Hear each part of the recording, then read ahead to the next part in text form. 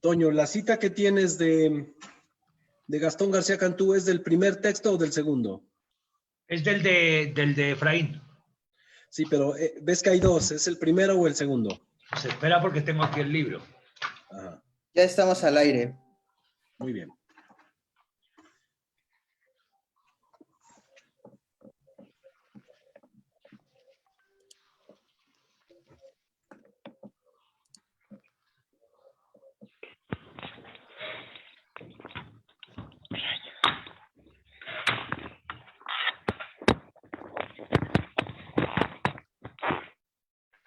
Ok. ¿Listo, Eric? ¿Ya? Listo, ¿nos das la bienvenida, Alberto? Sí, claro.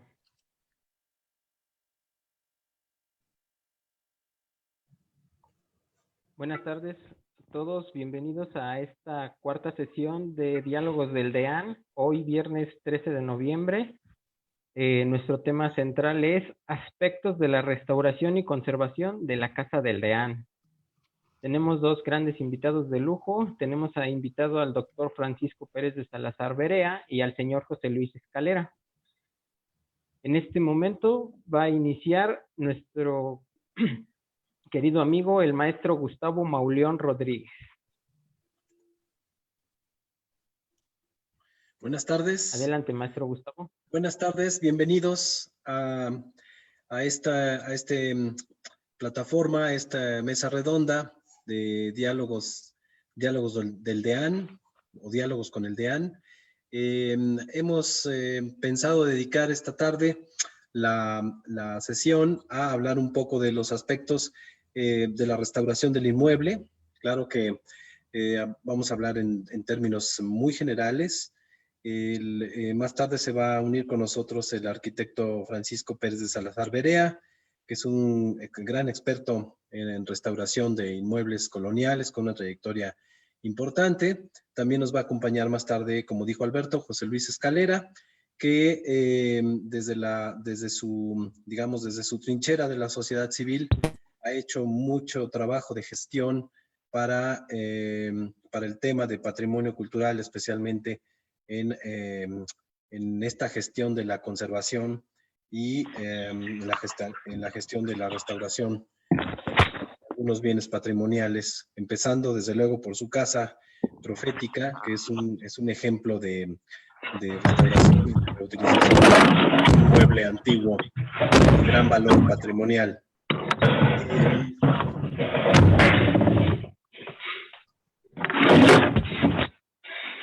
A ver, esperamos un poquito, Alberto. Creo que tiene algún problema. Eso Alberto, el audio. Sí.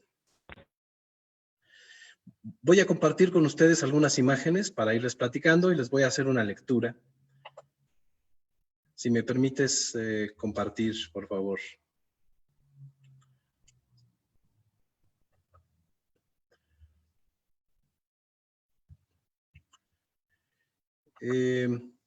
Estamos hablando en estas cuatro sesiones de el inmueble, el bien inmueble histórico tan importante de la ciudad de Puebla, conocido por todos como la Casa del DEAN, donde desde finales de la década de 1950 se instaló un pequeño museo con dos habitaciones que fueron rescatadas de estar a punto de ser demolidas, ya que, como recordamos, en 1953 se demolió gran parte de la casa, el 95% de la casa, pienso yo, para instalar ahí unos cines, que se llamó el Cine Puebla, ahora son unos cines de una cadena comercial, y se pudo salvar, afortunadamente, esas dos habitaciones de murales. Tenemos testimonios de personas que vivieron en ese momento. Uno de ellos es el doctor Efraín Castro Morales. Otro testimonio escrito, que dejó varios testimonios escritos, fue Gastón García Cantú. Y a nivel local, bueno, a nivel nacional, contamos con la defensa que llevaron a cabo Francisco de la Maza, el propio Manuel Toussaint, entre otros. Y a nivel local, una aguerrida defensa también que llevó a cabo Ramírez Osorio y Ramón Pablo Loreto, entre otros. Digamos que fue una verdadera batalla contra unas empresas inmobiliarias, etcétera.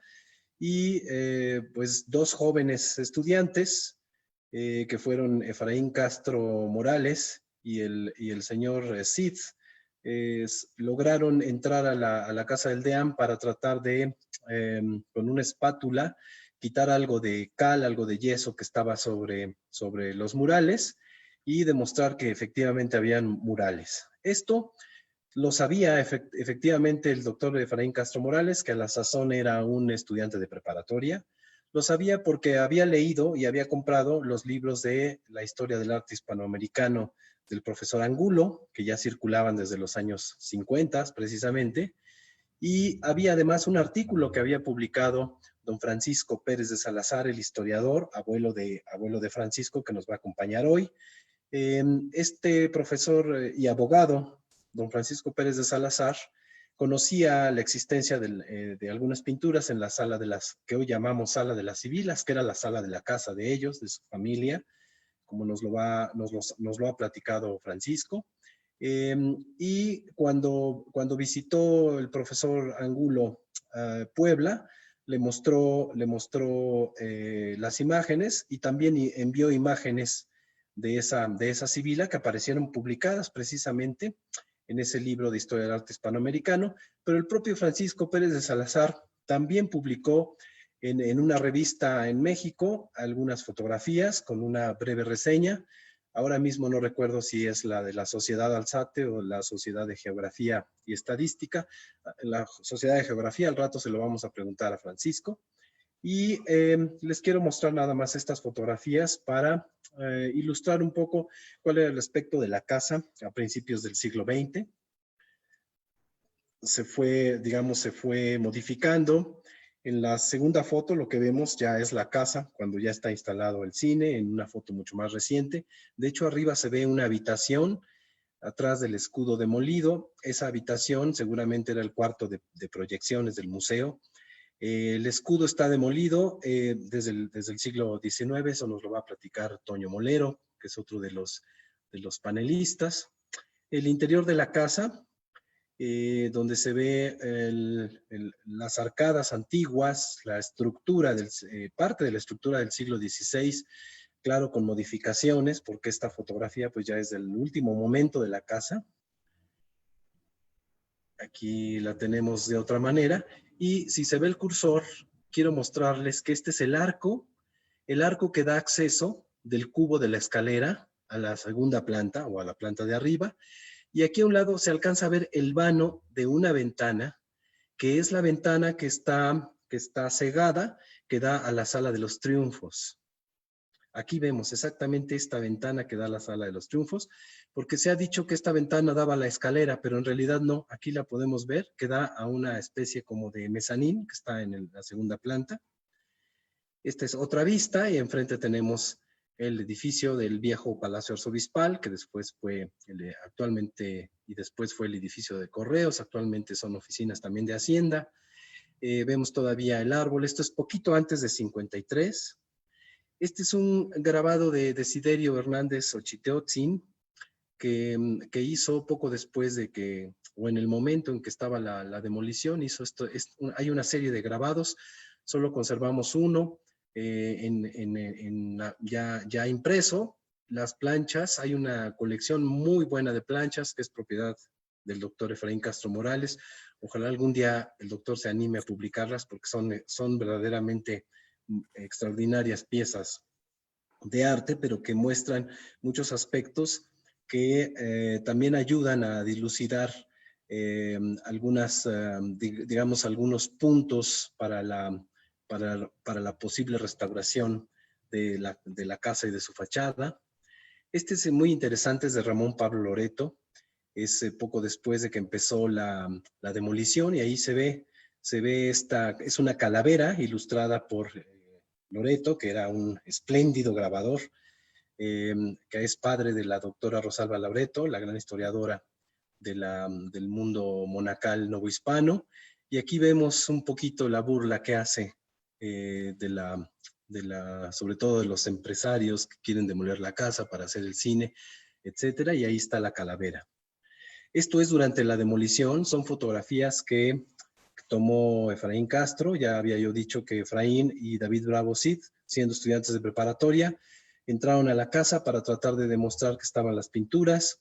Es muy interesante porque prácticamente se parapetaron para evitar la demolición, para llamar la atención de las autoridades en México, y desde luego que esta llamada de atención fue secundada por este grupo, este núcleo de grabadores y de pintores de Puebla, que estaban al tanto también de esta tremenda demolición.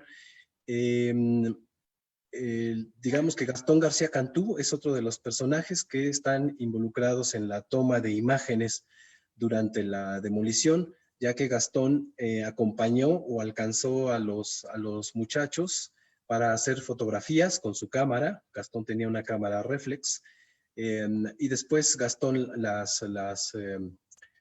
publicó alguna de estas fotografías. Lo que vemos aquí son pues los trabajadores, ya están despiezando la casa, han desmontado las vigas, y se ve al fondo arriba la cúpula de la iglesia de la Concepción de Puebla. Aquí ya desmontaron todo el entortado y el tejamanil de la segunda planta, y se pueden ver algunos elementos de pintura mural.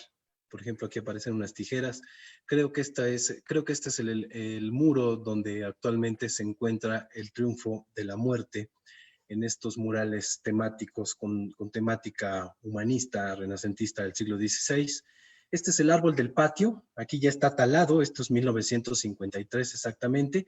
Y se ven apiladas del lado derecho toda la viguería que estaba siendo desmontada de la casa. Este es el doctor Efraín Castro Morales. La foto es de Gastón García Cantú, nada menos. Y aquí ya han quitado un poco una capa de yeso, una capa del recubrimiento, y salió una de las águilas que están en algunas de las cenefas. Y para que se vieran bien, aplicaban un poco de agua para que se pudiera ver la foto, debido a que estaba totalmente blanqueada por la cal. Xochiteotzin es otro de los participantes en esta defensa, y Xochiteotzin, que era amigo de estos estudiantes y del propio Gastón, asistió para tratar de hacer unos calcos con papel cebolla, con papel albanene, y se conservan algunos de estos calcos, afortunadamente. Este es el primero que salió.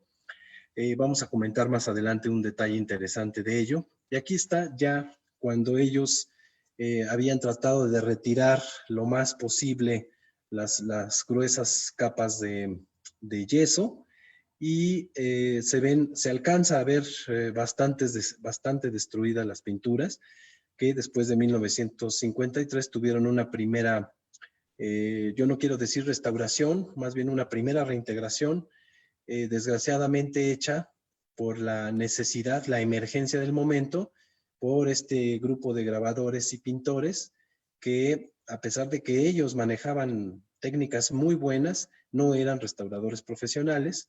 Entonces, pero era urgente emprender acciones de conservación, en vista de que todavía había una amenaza por parte de no solo de la inmobiliaria, sino del propio ayuntamiento, para tratar de demoler lo que faltaba de la casa. Aquí están las imágenes dramáticas.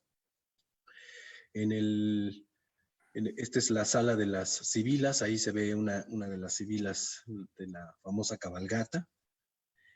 Esta fotografía, donde están trabajando, después de que lograron que las autoridades detuvieran la demolición de esta parte de la casa, comenzó una restauración. Esta foto probablemente ya es de 1954, en vista de que estos grabadores y pintores locales tuvieron que trabajar también muy rápidamente, de día y de noche, para tratar de rescatar lo más posible antes de que siguiera la demolición. Pero aquí ya se ve que está autorizado.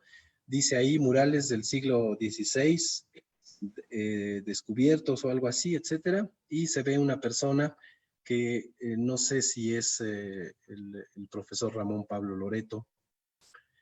Esta es una fotografía quizá de los años 40 de la fachada. Es interesante porque se ve el escudo que no está desde la época del primer congreso, poco después de la independencia, pero se ve parte del escudo, se ven estos jarrones sobre estas basas o dados, y atrás se ven los desplantes de unas posibles pilastras, pero aquí a los lados también hay desplantes de otras piezas que quizá fueron volutas u otras piezas arquitectónicas que acompañaban el tercer cuerpo de esta espléndida fachada, de la que ya nos ha hablado amplio y tendido el doctor Toño Molero, que se encuentra haciendo un estudio, que estamos colaborando también en ese estudio. Pero es claro que hay partes que son desplantes de un elemento que falta allá arriba. Este es el escudo del deán Tomás de la Plaza, que ya se demostró que es un escudo que no tiene correspondencias heráldicas con otros escudos en Europa, en España, más bien es un escudo hechizo. Del lado izquierdo vemos estos osos que se han asociado con la familia Goes, la familia materna del deán Tomás de la Plaza. Y el del lado derecho, es muy interesante que lo digamos ahora, es el escudo de Tlaxcala, nada menos. El escudo de Tlaxcala otorgado por la corona en 1535, porque efectivamente, a pesar de que digamos, la sede episcopal se trasladó a Puebla, desde 35 empezaron el traslado, pero no se materializó oficialmente no se oficializó hasta 1543. Entonces, de hecho, el deán siempre firma como deán de Tlaxcala, porque es el obispado de Tlaxcala. Después será con sede en Puebla, el obispado de Puebla-Tlaxcala. Y a eso obedece que esté aquí la torre, unas veneras en la parte superior, que hacen alusión, desde luego, a la advocación tutelar del Obispado y de la Catedral de Puebla, que es la Inmaculada Concepción de María, la pura e Inmaculada Concepción de María. Este es un escudo restaurado que está frente al otro escudo que está mutilado en la puerta. Esto está en el muro oriente de la Sala de las Sibilas. Está, pues, sí.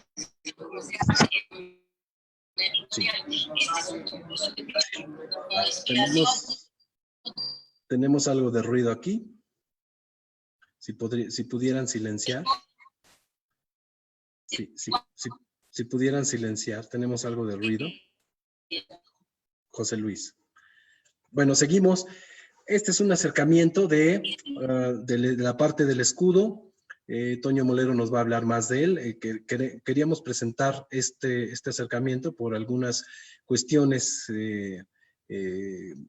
que estamos trabajando, que estamos estudiando de los distintos elementos, etcétera. Aquí tenemos un acercamiento del escudo. Este es el escudo que usaron algunos descendientes del deán de la plaza, de la rama Raboso de la plaza. Vean la similitud, aunque en el siglo XVII ya no pudieron interpretar el viejo escudo del deán Tomás de la Plaza, por lo menos el grabador. En la Sala de los Triunfos está este letrero precisamente que avisa algunos de los detalles de la restauración, de la primera restauración o de la primera reintegración o protección de 1955, pero este letrero fue puesto ahí por estos grupos que acordaron la restauración. Había gente de la Universidad de México, había gente de los organismos de gobierno, y estaba este grupo de grabadores, este núcleo de grabadores y pintores de Puebla. Ahí están los nombres de Ramón Pablo Loreto, de Fernando Ramírez Osorio, de Abelardo Carrillo Gariel, el famoso crítico de arte. En fin, este escudo, en muchas ocasiones, esta leyenda, este letrero, se le ha adjudicado al doctor Efraín Castro, pero no, pues él era un estudiante de preparatoria, él no lo hizo, lo hicieron los organismos que firman ahí precisamente, y quedó puesto en la sala el 15 de septiembre de 1955. Desde luego que es inexacto, porque como ya comentamos, don Francisco Pérez de Salazar, el historiador, él llevó a cabo un primer descubrimiento en la Sala de las Sibilas, que publicó en una revista en México. Ya decíamos que no recuerdo si es la revista de la Sociedad Alzate o la revista de geografía, ya se lo publicaremos, ya se lo preguntaremos a don Francisco más tarde. La Alzate, la Alzate. La Alzate, gracias Francisco. Este es un ex libris que don Francisco, el historiador, se mandó a hacer, era un ex libris de él, realmente su ex libris, y como realmente don Francisco quiso hacer una alegoría y puso el escudo del mayorazgo Pérez de Salazar allá arriba, pero realmente su intención no era usurpar para nada la heráldica de la casa, sino hacerse un ex libris, ¿no? Para tener, para control de su biblioteca. Y la reconstrucción, por cierto, es buena, es muy bonita, y deja además ver, se ve que está hecho con base en una fotografía, quizá es una técnica de fotograbado que se usaba ya en la época, pero vean cómo sí deja ver los desplantes tanto de las pilastras como los desplantes laterales para las posibles volutas que habrá tenido el escudo a los lados. Entonces, don Francisco fue un historiador muy respetuoso, fue un historiador muy erudito, aparte de ser un abogado, ¿no? Entonces, en algunas ocasiones se ha querido malinterpretar, pero a mí me parece que fue muy respetuoso al dejar ese escudo como prácticamente como estaba, y con base en ese escudo, nuestro querido amigo, el arquitecto Francisco Pérez de Salazar Berea, lo único que hizo es hacer otra reconstrucción con base en lo que ya había planteado don Francisco. Simplemente nos dejó ya un plano nuevo con el que podemos interpretar, pero vean cómo el sistema de proporciones y medidas ya nos lo había dado don Francisco Pérez de Salazar Berea, que nos acompaña esta tarde, y con base precisamente en este plano de proporciones que ya había descubierto nuestro amigo Pancho, es como nosotros empezamos a trabajar en lo que nos va a platicar al ratito Toño Molero. O sea que es un trabajo conjunto que hemos más bien seguido. Aquí está la casa. Esta fue nuestra primera propuesta cuando nos convocó precisamente José Luis Escalera, que también nos acompaña, digamos en un ánimo de reconstrucción hipotética, desde luego, pero basados en modelos, basados en proporciones, basados en cuestiones litúrgicas y sobre todo en la arquitectura que pudo ver Francisco Becerra y la que pudo trabajar Francisco Becerra en el área de Extremadura y todo el camino que sigue a través de Andalucía hasta llegar a Sevilla.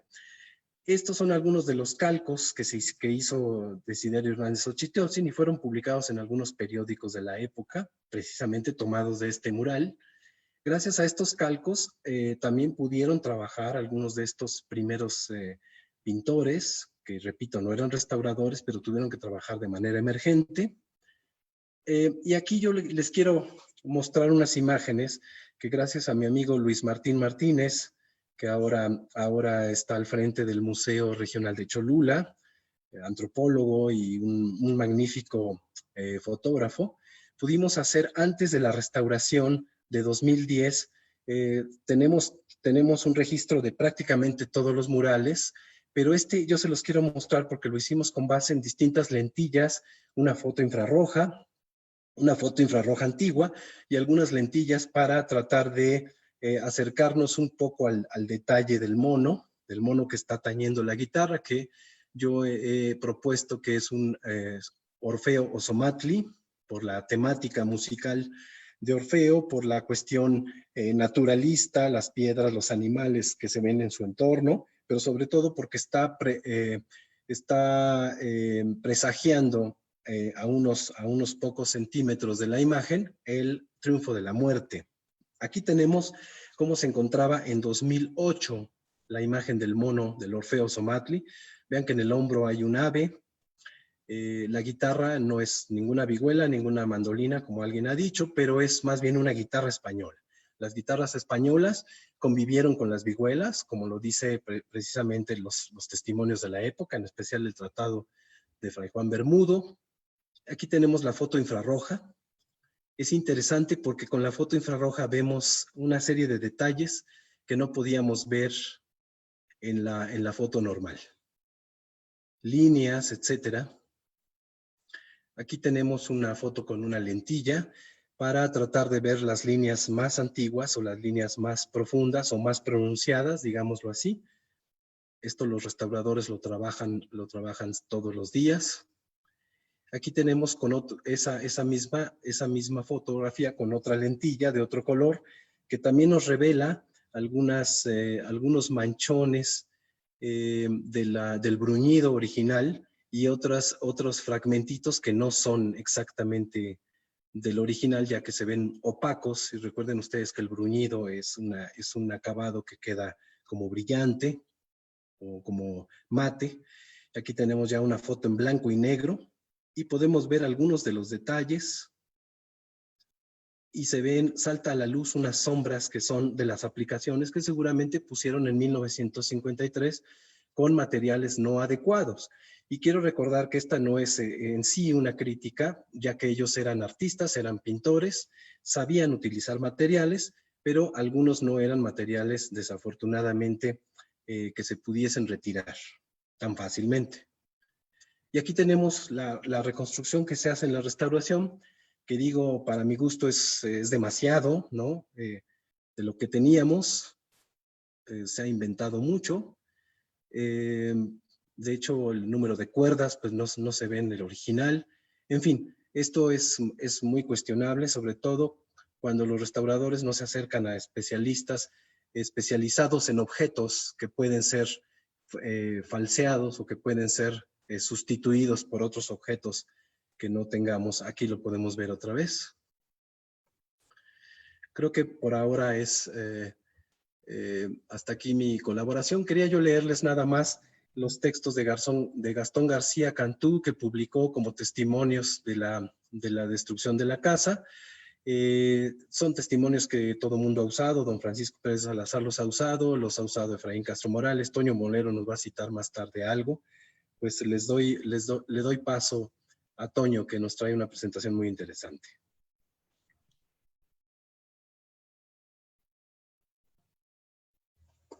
Buenas tardes, Alberto. Buenas tardes.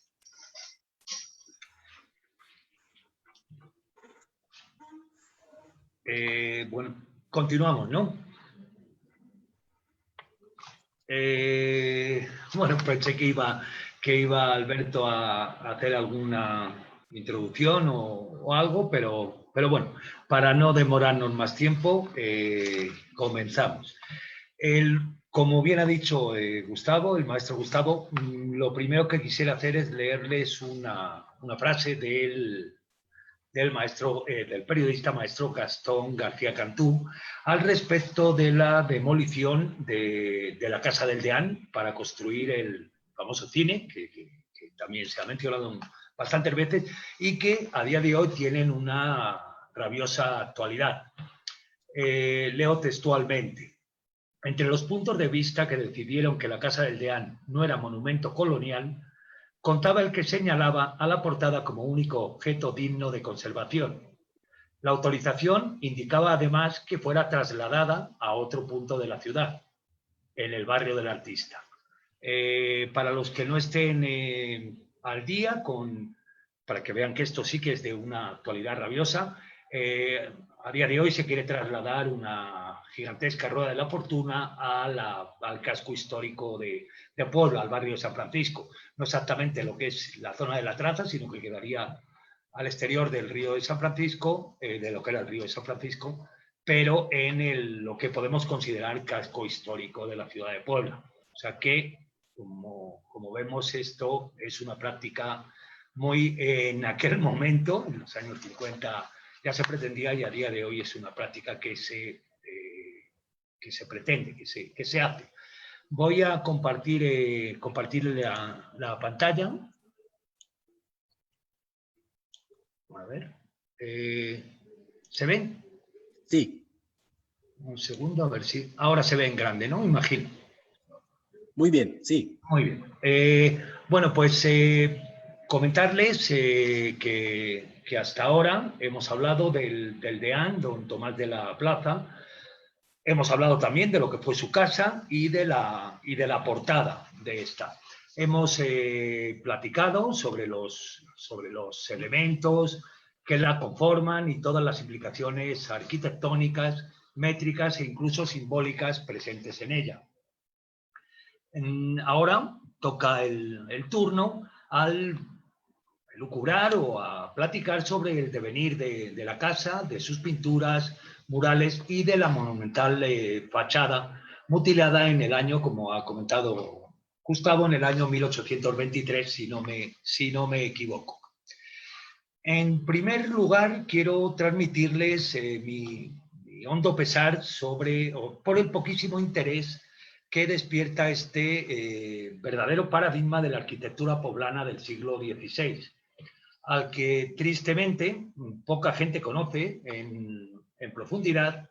Incluso hay poblanos, yo me encontré con algunos, hay poblanos que nunca han pasado a su interior, a lo que ahora mismo es el museo, donde están las pinturas, y a los que el exterior les pasa desapercibido a diario, incluso aunque vayan al cine y pasen por delante de la puerta. En segundo lugar, comentar que el deterioro que presenta la portada, por suerte aún estamos, no es para tanto, y por suerte aún estamos a tiempo de pararlo y corregirlo. De hecho, los murales fueron motivo de una restauración profunda que se hizo en el año 2010. Mientras que la portada, principalmente a causa de ese desconocimiento de su importancia, muestra en su cantería las marcas de preocupación que hemos mencionado. Por ejemplo, dentro de esta preocupación encontramos restos de los diferentes colores de pintura aplicados en los muros, por cierto, a cada cual más chillón. Como vemos aquí, en muy corto espacio de tiempo, la fachada estaba pintada de amarillo, luego de azul y luego de rojo, y todos los restos, por no haberla cubierto adecuadamente, los podemos, en cuanto nos acerquemos a ella detenidamente, están por todas partes. En todas partes de la cantería hay algún color anterior al que muestra la fachada.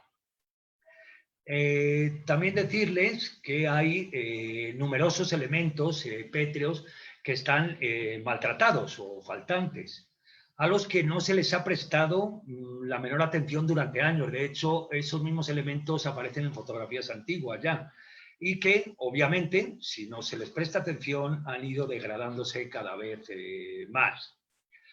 Quisiera insistir en que este deterioro de la portada es producto de esa ignorancia y que no podemos quejarnos de que el museo no es visitado, cuando las instituciones pertinentes no se preocupan de la correcta conservación ni de la preservación, lo que hace preguntarnos si realmente conocen el edificio.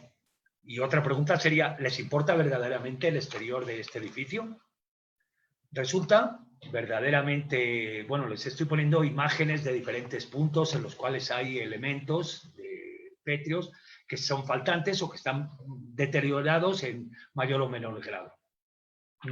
Como les digo, resulta bastante triste ver piezas de cantería que a día de hoy cuentan con 440 años de antigüedad, basándonos en la fecha de 1580 de la portada, en las que se clavan soportes o anclajes sin el más mínimo problema, pudiéndose hacer de una forma muchísimo menos agresiva con la piedra.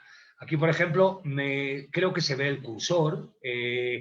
Pueden ver los restos de la pintura amarilla y de la pintura azul, precisamente. No me he dado cuenta hasta ahora en la fotografía, pero hay restos, como bien ven, de ello, o piezas que están mutiladas.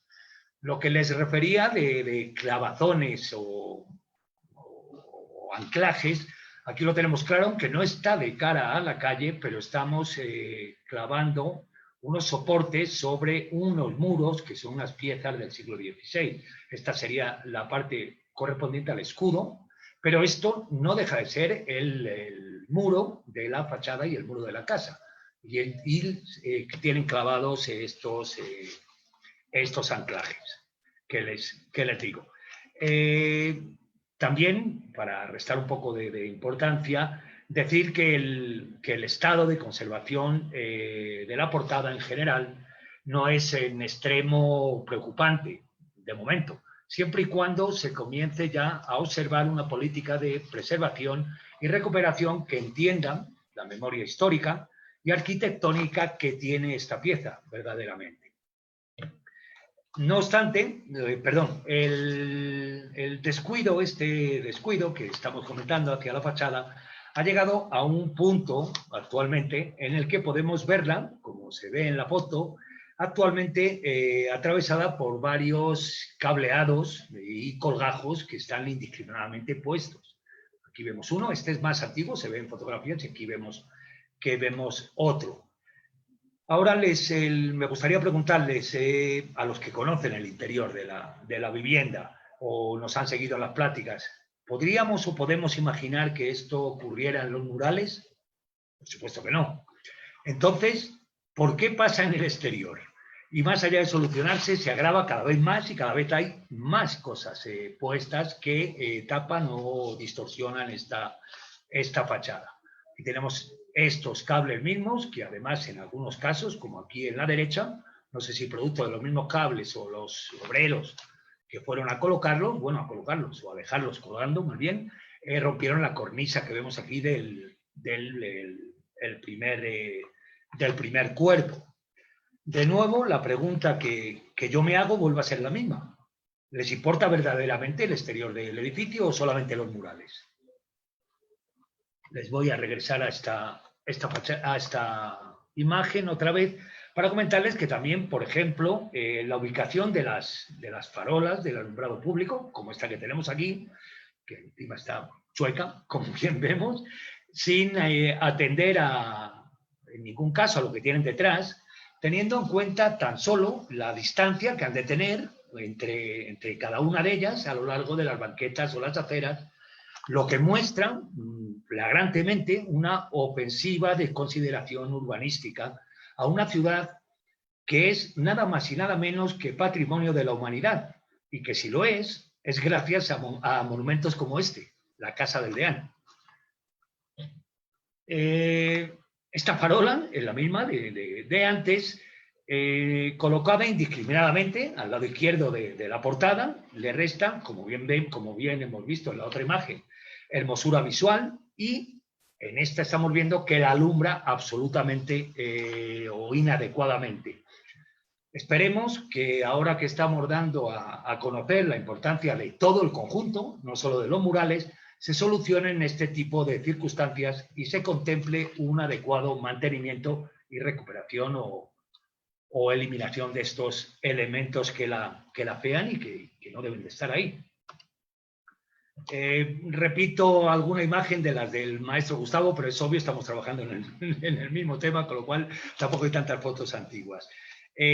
Para decirles simplemente que a lo largo de toda su vida, la portada ha servido de muro para colgar o superponer sobre ella todo tipo de anuncios o reclamos. Aquí a la izquierda tenemos algunos carteles de eventos de papel pegado, vemos los descolchones, ya el estado de deterioro, pero vemos que son las mismas piezas que están a día de hoy deterioradas. Y tampoco están mucho más, o sea, ya lo estaban. Aquí hasta incluso vemos un cartel enorme que tapa completamente la fachada con un anuncio de Kelvinator que me lo ha cedido. La fotografía es de la doctora Rosalba Loreto, como bien pone aquí arriba, del archivo personal, y quiero agradecerle las fotografías que me ha brindado. O en esta, que ya ha mostrado ambas el maestro Mauleón, en las cuales se ve o pintado el anuncio de las tiendas que había en las bodegas de abajo, o aquí cuando se descubrieron los murales, y decirle a Gustavo que sí, la doctora Rosalba me ha confirmado que es su padre, Ramón Pablo Loreto. Respecto a los desperfectos que tiene la portada, dirán que qué imagen más contrastante y diferente. Ahora les explico.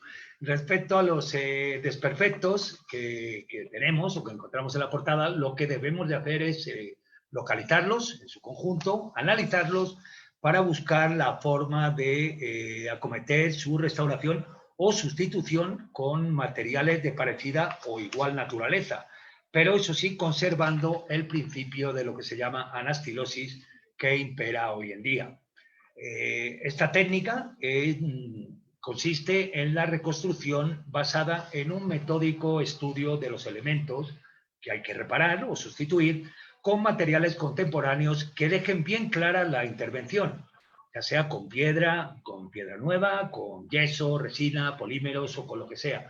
Aquí les muestro un muy buen ejemplo de esta anastilosis que se sigue a día de hoy realizando en la antigua ciudad de Medina Zahara, en Córdoba, del año 957, y este es el salón llamado Salón Rico o del Trono, y vemos cómo se colocan, siguiendo este criterio, las piezas, o aquí también lo vemos, donde no tenemos piezas o no sabemos cómo iba, se deja en el paramento liso y en lo demás se va restituyendo basándonos en lo encontrado y manteniendo un rigor académico, histórico necesario.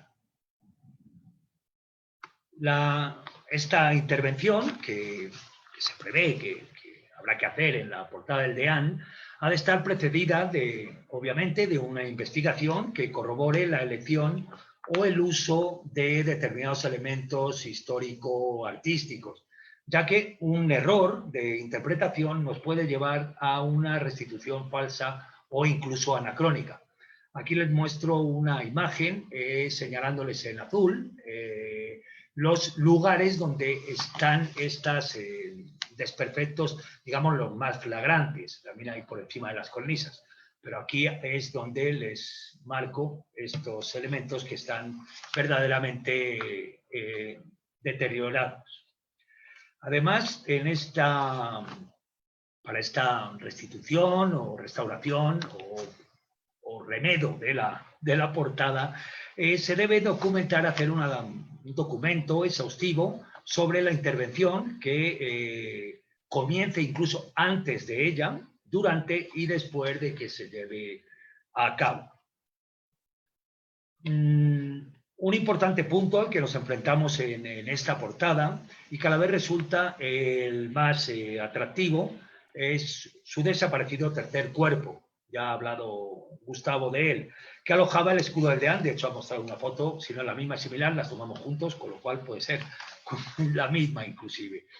Y del que tan solo nos ha llegado un testigo de aproximadamente una quinta parte de la dimensión que pudo tener, que es esto que tenemos aquí, junto con el inicio de esas pilastras que ha comentado Gustavo. Esta pieza resulta un elemento fundamental para mostrar el esplendor que tuvo la casa en el siglo XVI, con una portada monumental en piedra de 3 cuerpos. Acá tenemos una reconstrucción que estamos trabajando en ella. No solo eso, sino que es un ejemplo singular de esta época, de los que no quedan en pie por estas tierras, no queda ninguno, y de los que sí hay alguno similar en la España renacentista, sobre todo andaluza y extremeña. Aquí les muestro un plano de México, del Zócalo de México, de mediados del siglo XVI, en el cual destaco la única casa que presenta la disposición de la fachada del DEAN en 3 cuerpos, y acá, aunque la imagen no es excesivamente buena, pero es agrandada y vemos esos 3 cuerpos.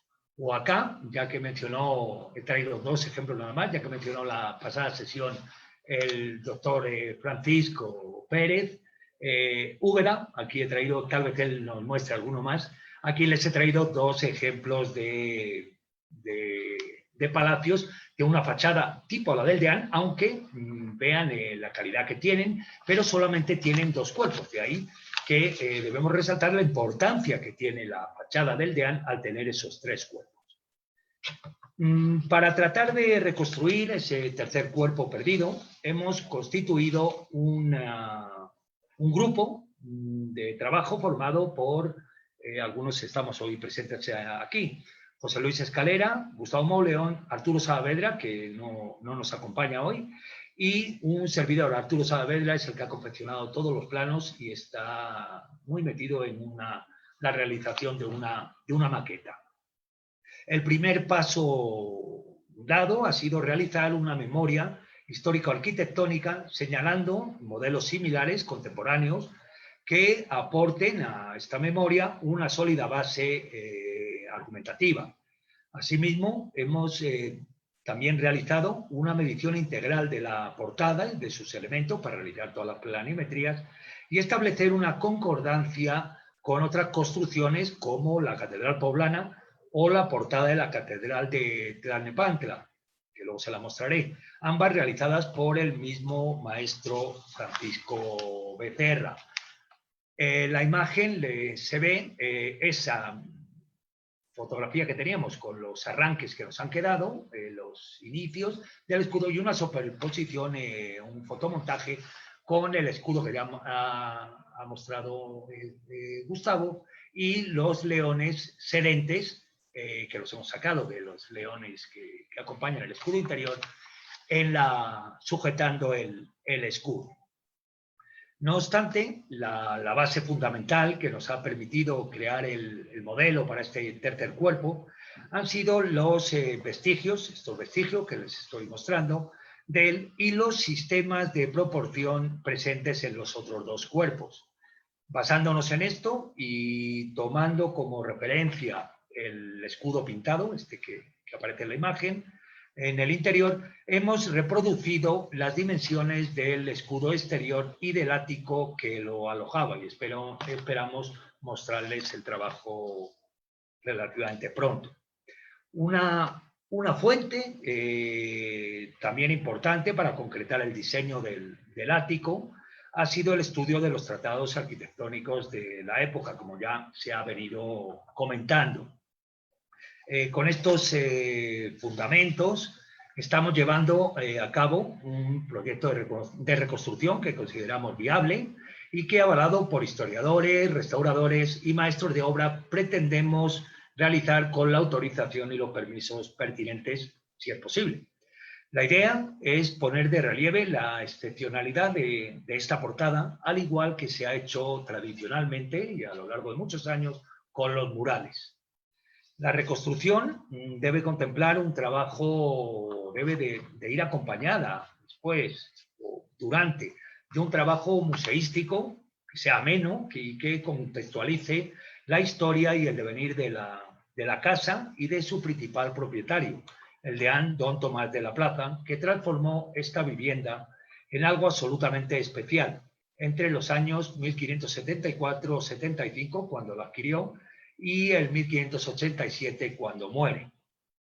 En este intervalo, un intervalo tan solo de 13 años, en los que no solo construyó una casa a su gusto, sino que desarrolló un programa humanista indigenista en sus elementos principales, la portada de entrada y los murales que mandó pintar en las estancias interiores. Recordemos que Tomás de la Plaza había salido de una Castilla en plena transformación política, social, económica y religiosa, donde lo cotidiano era estar inmerso en diferentes aspectos de las tres culturas que convivían, o al menos compartían ciertas reglas de convivencia en numerosas facetas, la cristiana, la judía y la musulmana. Y don Tomás había llegado a unas tierras muy lejanas donde, acá, a México, a la Nueva España, donde estaba ocurriendo un proceso bastante similar, en el que diferentes culturas se estaban imbricando para formar una nueva realidad, donde predominaba, al igual que en España, el gobierno y la religión de los vencedores, los cristianos castellanos.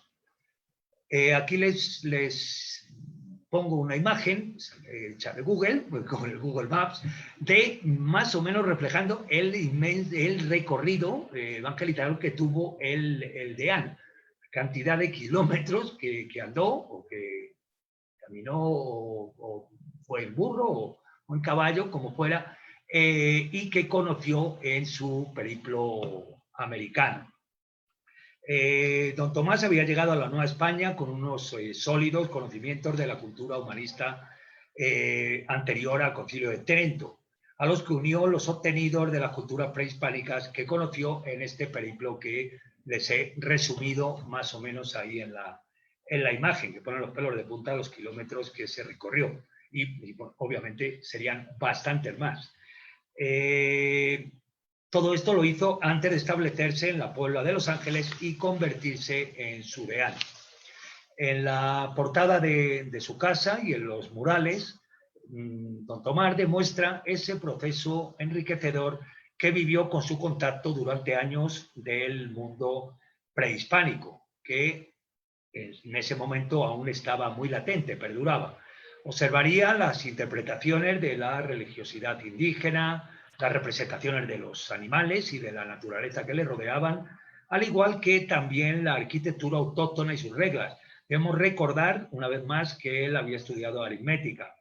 Una vez en Puebla, en su casa, decidiría que todo ello debía formar parte de su proyecto de vivienda, convirtiéndola en un universo privado. Lo realizado en su casa,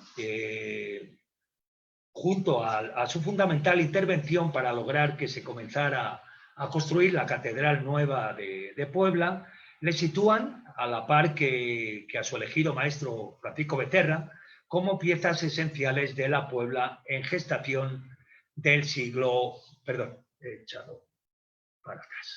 del siglo XVI. En sus dos principales obras, la Casa y la Portada del Deán y la Catedral Nueva, prefijaron los dos sitos artístico-arquitectónicos más importantes erigidos en esta ciudad en el siglo XVI y que por suerte nos han llegado hasta nuestros días. Para ir ya finalizando y volviendo al tema retomando el tema de la reconstrucción o restitución, resaltar el cuidado que se ha de tener al interpretar ciertas piezas que podemos o pudiéramos considerar contemporáneas a la construcción original y que pueden tratarse de novedades implementadas con el paso del tiempo, las cuales terminan convirtiéndose en lo que llamamos o venimos llamando falsos históricos, que es lo que precisamente pretende evitar la anastilosis.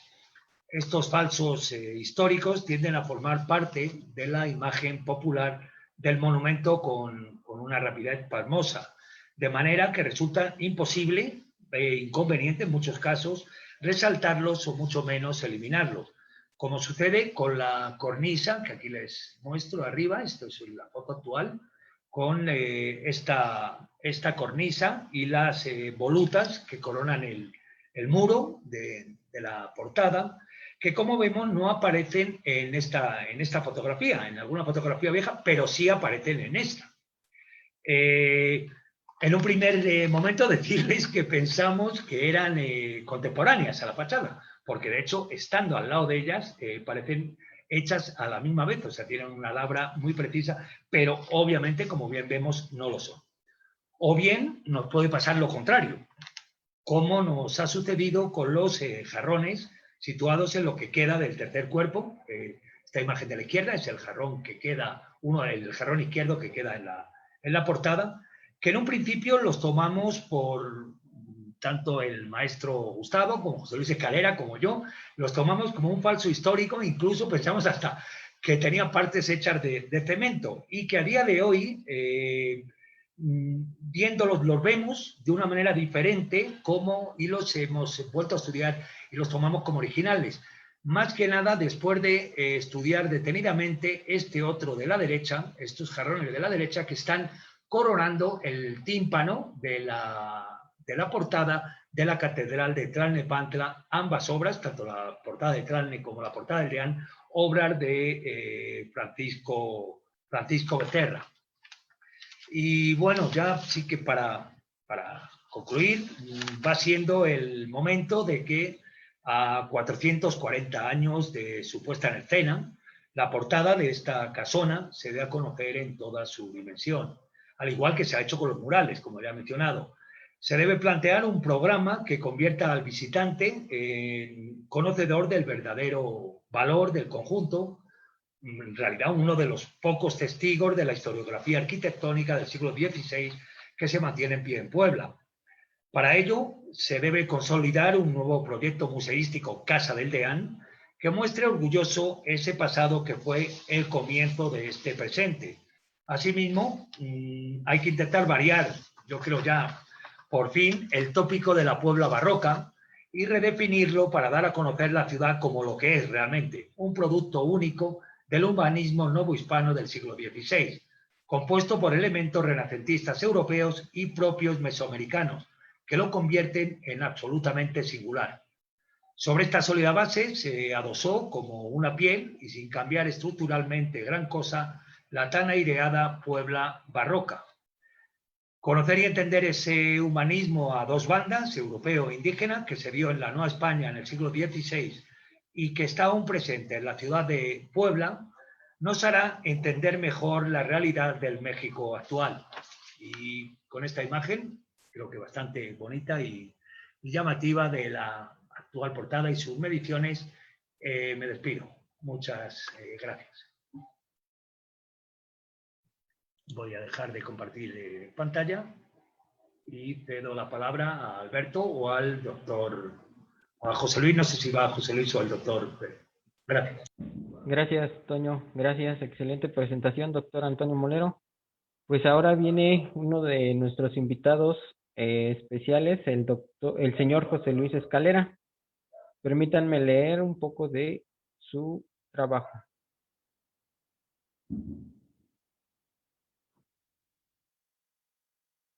José Luis Escalera Guzmán, Puebla, 1961. Es ingeniero industrial por la Universidad Iberoamericana Campus Ciudad de México.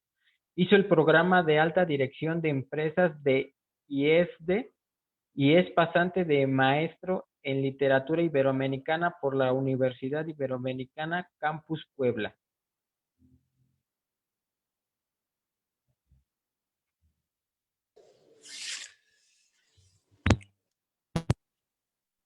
Buenas tardes a todos. Buenas tardes. Saludo con mucho gusto a Gustavo Mauleón, a Antonio Molero, a Alberto Teixier, a Francisco Pérez Salazar y Berea. Es un honor compartir la mesa con ustedes, aunque sea de esta manera rara del Zoom a distancia. La verdad es que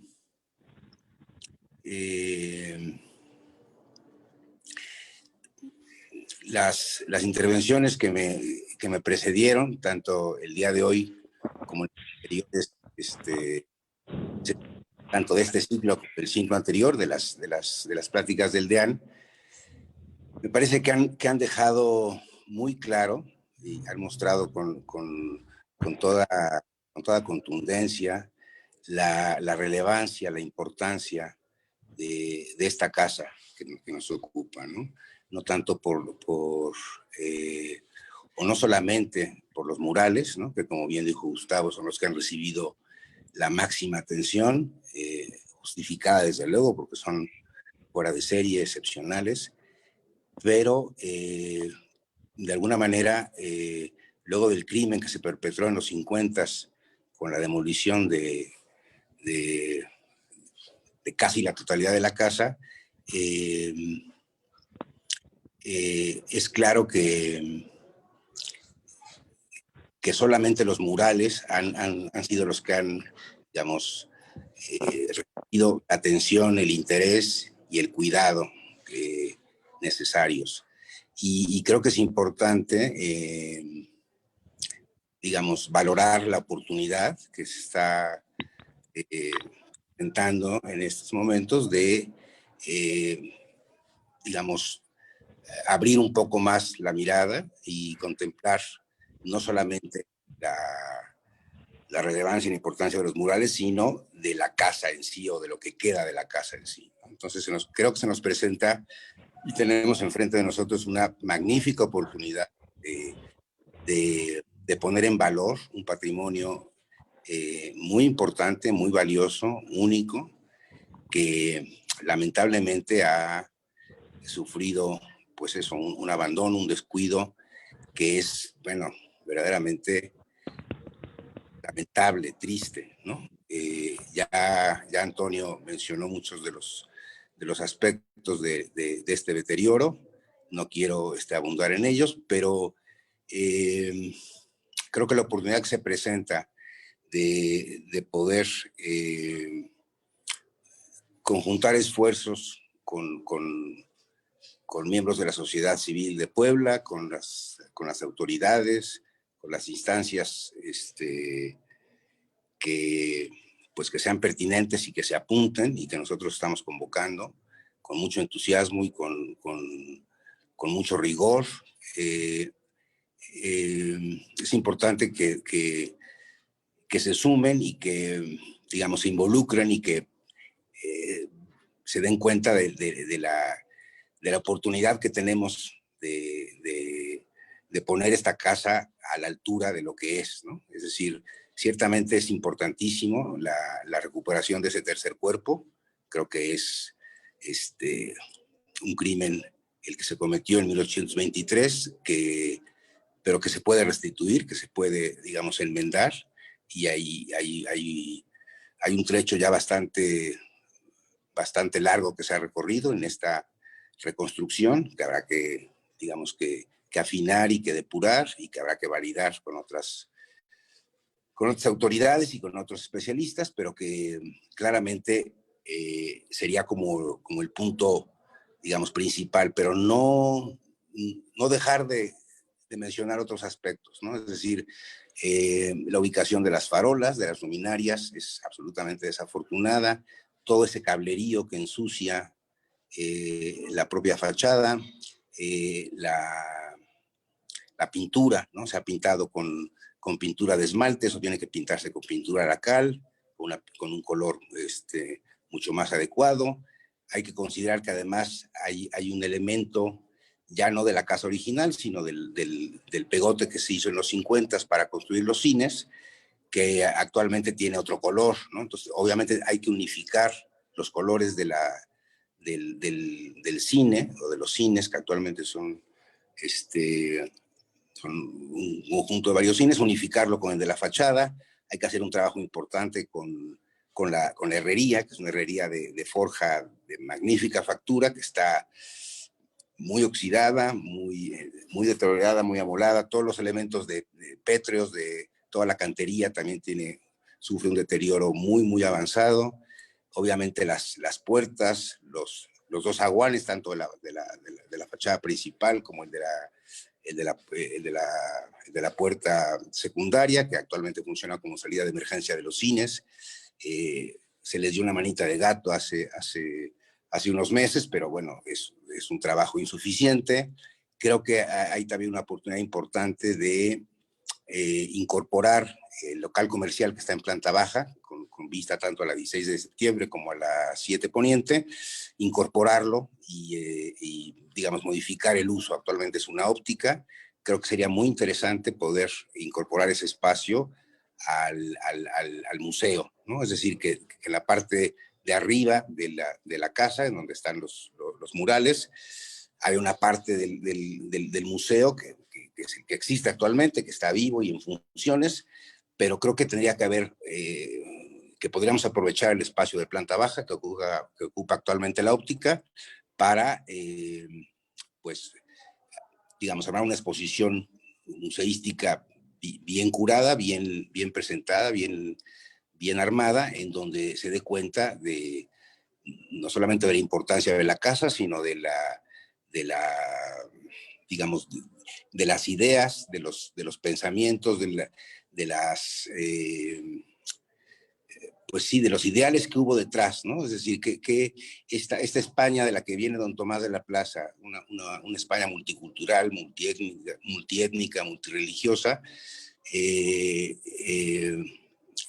y que él llega a una nueva España en donde se encuentran realidades similares, ¿no? Se encuentra igual, ¿no? Con un territorio habitado por muchas etnias, de muchas razas, con distintos credos, distintas religiones, y el hombre incorpora esa sabiduría, esa tradición de convivir con muchas razas y con muchas religiones, la incorpora a su nueva vida americana y la plasma, digamos, en esa casa, ¿no? Entonces, creo que ese espacio, aunque sea pequeño, pudiera dar cuenta de la riqueza, de la importancia, de la relevancia que para ahorita, para nosotros, como como mexicanos del siglo XXI, tiene justamente esa posibilidad de vivir en un mundo plural, de un mundo en donde no rijan los dogmas o las, digamos, la riqueza cultural y la riqueza, la multidiversidad en la que vivimos, que se reivindique, ¿no? Y que la casa y lo que significa pueda encontrar un fundamento y una reivindicación. Me estoy haciendo bolas, es decir, que la casa confirme, ¿no? Que siempre hemos vivido en mundos plurales, en mundos multidiversos, y que la casa y lo que significa, y las ideas humanísticas que trajo don Tomás a la Nueva España, y que de alguna manera plasma en la casa, no solamente en los murales, sino en toda la arquitectura de la casa, pueden ser no solo una reivindicación, sino una justificación y una confirmación de que es posible vivir en una sociedad en donde nos una lo que nos une, y que no nos separe lo que no nos debe de separar, y que eso puede construir, y es lo que realmente construye un país, y construir una comunidad, y construir una ciudad, ¿no? Más allá de las diferencias de clase o las diferencias de todo tipo que lamentablemente nos separan, pero nos puede, digamos, puede enriquecernos y puede contribuir de una manera importante a la construcción de una sociedad, plural, incluyente y tolerante, en la que muchos creemos y que ciertamente necesitamos que impere en nuestros tiempos, ¿no? Entonces, bueno, sin desviarme demasiado, creo que ese espacio, insisto, del local comercial que actualmente ocupa la óptica, pudiera ser un espacio óptimo para montar una muy buena exposición en donde se plasmen todas estas ideas y se plasme, digamos, se reafirme y pues se pueda, digamos, comprender y entender mucho más la relevancia que tuvo no solamente el edificio, sino que tuvo la Puebla de Los Ángeles del virreinato. Creo que en ese sentido, insisto, la oportunidad que está enfrente de nosotros es muy grande. Yo estoy francamente entusiasmado con la posibilidad de poder ser parte de un proyecto de esta envergadura, y la invitación que hago es a que,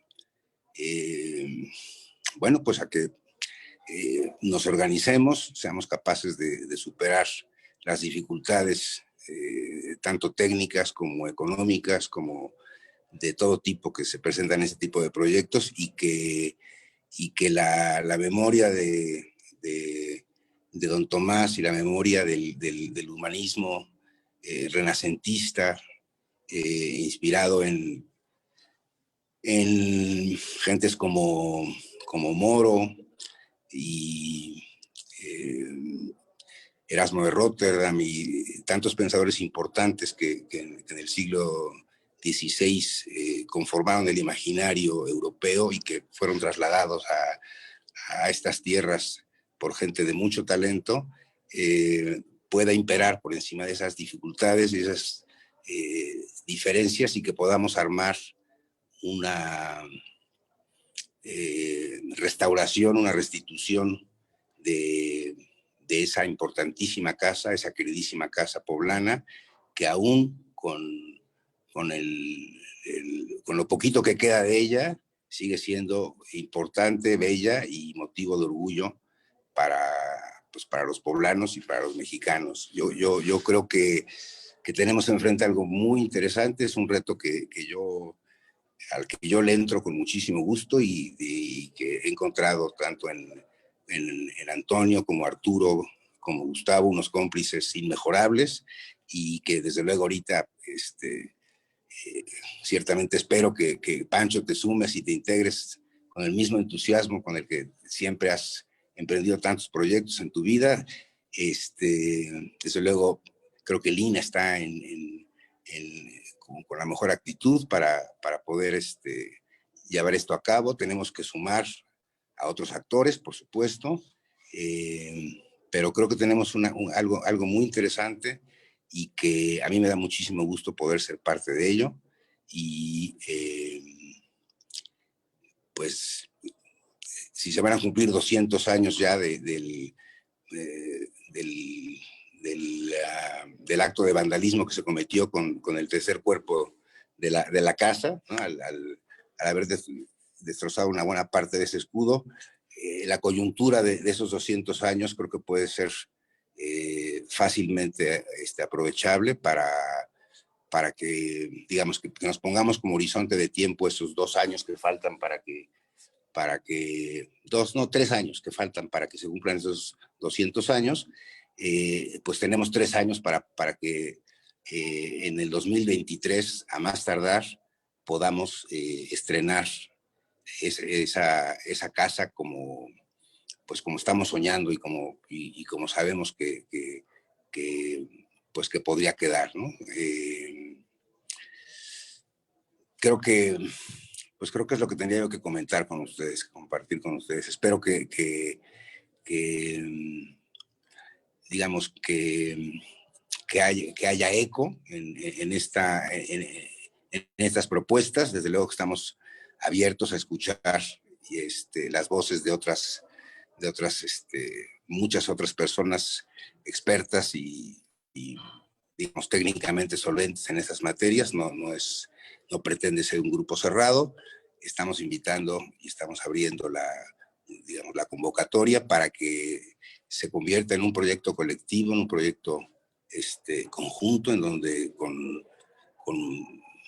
mucha responsabilidad, con mucho respeto, con mucho entusiasmo, con mucho amor a Puebla, pues podamos lograr esto entre todos y que podamos dentro de 3 años pasar por la Casa del Deán, entrar y vivir un poquito de lo que estuvo detrás de esa Puebla, que ahorita, a pesar de los pesares, con todo y lo que ha sufrido y con todas las tragedias y las atrocidades que hemos cometido con ella, sigue siendo la importantísima ciudad y pues yo diría la joya del virreinato, ¿no? Y que esa casa emblemática y la historia, bueno, el talento del maestro Becerra, que todo el mundo reconoce en la catedral, pueda verse también expresado y reconocido en el valor del trabajo que hizo en la Casa del Deán, ¿no? Hasta ahí tendría yo que pues algo que compartir con ustedes. Pancho, adelante. Qué gusto, qué entusiasmo participar en este grupo, al que sin duda alguna, con todo mi entusiasmo, me adhiero y gracias por invitarme, porque me emociona mucho lo que están haciendo y sobre todo los participantes de este equipazo de investigadores, historiadores, poblanos, entusiastas, etcétera, ¿no? Bueno, no sé si tengas, Alberto, las imágenes que te envié por correo de lo de allá de lo de allá de Úbeda. ¿Te llegaron para pasarlas? Sí, en un momento las pone Dirección de Museos. Bueno, ok. Pero mientras voy platicando un poco, ideas sueltas, que me saltan muchas ideas. Coincido con el doctor Molero, con Antonio, porque es increíble que mucha gente no entienda, porque como no hay ejemplos del Renacimiento en México muy escasos, ¿no? Inclusive el mismo que vi hace rato de Montejo, la fachada misma, hay una parte central que es original y hay muchísimas intervenciones a esa fachada que se le hicieron posteriormente, que son del 17 y otras del 19, que en fin, por un entusiasmo también local o de los yucatecos, pues también fue alterada. Pero también es importante mencionar en este caso, ahora les enseño un poco una hipótesis de unas plantas que están del libro este de la arquitectura civil de este alemán Dirk, ¿cómo se apellida? Que es Alzheimer, pero no es Alzheimer, es Bühler.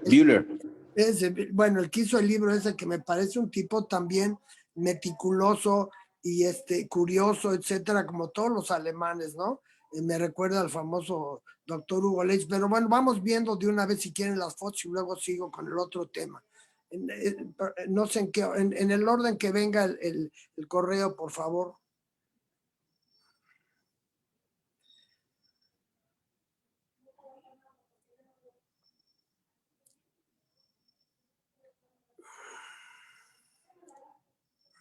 Bueno, les comento, estas fotos, como les decía en la plática anterior, las tomé hace un par de años, ante la curiosidad de conocer Úbeda y Baeza. Esto es Baeza. Fíjense nada más la solución extraordinaria de esa fuente y además, curiosamente, pues tiene un poquito el esquema que se plantea en la Casa del Deán. En este caso son dos cuerpos, pero es un esquema rematado precisamente por un frontón central que encaja muy bien en la hipótesis que están planteando mis queridos amigos, y con los elementos muy parecidos, y además son producciones de Vandelvira, del arquitecto que ahí fue el que monopolizó todo Úbeda y Baeza, inclusive Jaén, que usaba en los años 50, o sea, pues 20 años anteriores a la llegada del DEAN aquí a Puebla. Vamos a la siguiente, ¿no?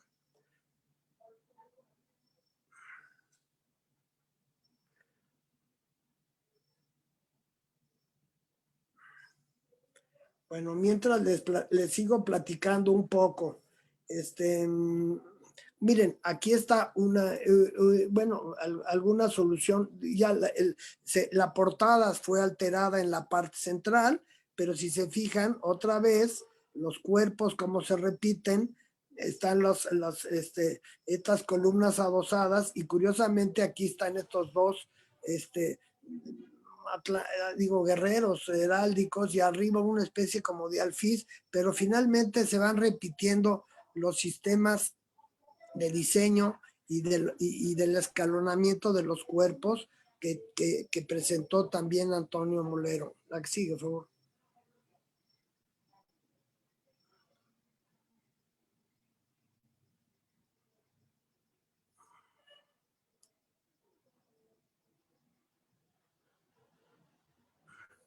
Bueno, este es uno de los grandes palacios que de ahí no me acuerdo si es la casa de Marqués de Mancera o el condestable de Dávalos, pero fíjense exactamente lo mismito.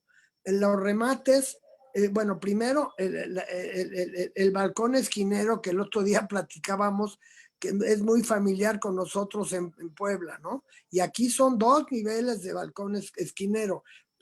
La loggia que está hasta arriba es posterior, pero la casa original es de dos niveles, y aquí vemos la solución de los frontones con estas urnas o macetones rematando el frontón, y la venera al centro de lo que sería el tímpano del frontón, ¿no? Entonces, pues y luego la portada, que no la tomé de frente, pero véanla muy claro aquí, ¿no? En la portada principal, pues es muy parecida a lo que tiene el DEAN, ¿no? Simplemente aquí no hay un escudo heráldico, hay un frontón, pero en este caso son dos cuerpos. Vamos con la que sigue.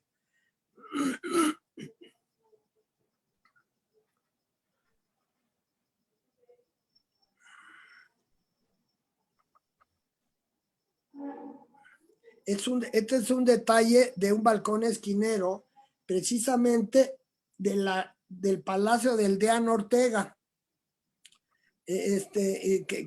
pues simplemente pude entrar. Es un hotel actualmente, y yo me pude quedar en ese hotel, pero no era mi habitación, pero me dieron permiso de pararme en un balcón esquinero del siglo XVI, espléndidamente bien resuelto. fíjense un poco, también todos los remates del condicionamiento y de la solución de la teja. Aquí también me encontré unas soluciones de herrería que hoy por obviar no las presento, pero si se fijan igual los pasamanos son muy parecidos a los del DEAN, un pasamanos de lámina doblada y las balaustradas también, o sea, hay muchísima información en esos edificios contemporáneos con lo que se construyó el pueblo por Francisco Becerra. La que sigue, por favor.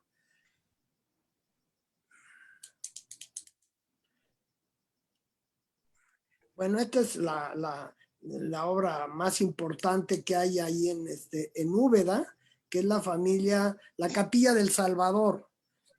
La Capilla del Salvador, fíjense cómo está aquí, sí resuelta en 3 cuerpos, ¿no? En 3 cuerpos, y es espléndida.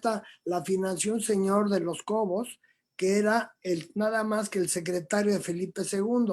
Entonces este señor pues sí tuvo mucho que ver en todo lo que pudo solucionarse y construirse exactamente en Úbeda. Y además el escalonamiento estilístico, ¿no? El dórico y el jónico, y arriba tenemos una solución con un frontón, este caso es redondo, ¿no? Pero sobre ese un gran frontón hasta arriba triangular. Adentro la capilla es extraordinaria, es una maravilla. Luego pues se las comparto, pero no, era cuestión de ver ahorita fachadas. La que sigue, por favor.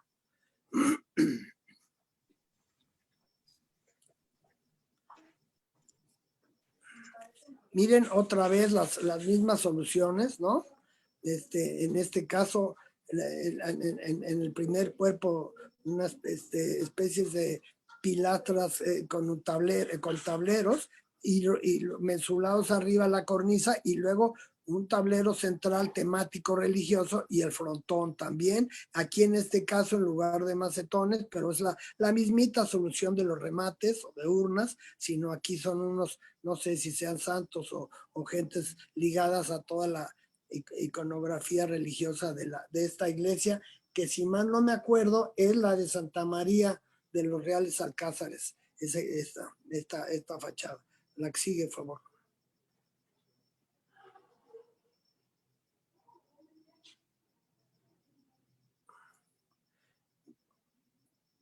Bueno, aquí tenemos una solución mucho más corta.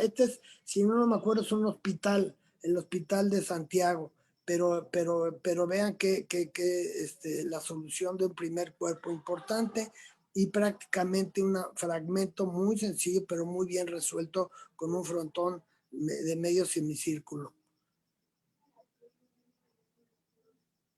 Pero fíjense aquí el enmarcamiento, perdón, regrésenla. Hay un enmarcamiento muy parecido a lo que tenemos en la Casa del Deán, ¿no? Cómo coinciden los capiteles coinciden con la molduración del extra 2 del dintel. Es una solución totalmente clásica, renacentista. Y aquí, pues me entró la idea cuando lo platicaba Antonio, decía, es que no sé si la gente aquí en México está, pues el neoclásico muchas veces está un poco castigado. ¿Por qué? Pues por ser el detractor del barroco, del final del barroco, y por ser muchas veces el destructor. Entonces, a lo mejor algunas gentes ignorantes, sí, una maldita fachada neoclásica, que seguro tiraron una fachada barroca mejor que estaba allá adentro, pero en fin. Es increíble que ese ejemplo tan renacentista, tan importante en México y único, prácticamente los únicos en América, sea tan poco difundido y conocido. Eso precisamente es uno de los factores que deben de impulsar a darle relevancia a esta fachada de esta casa y a sus murales. La que sigue, por favor.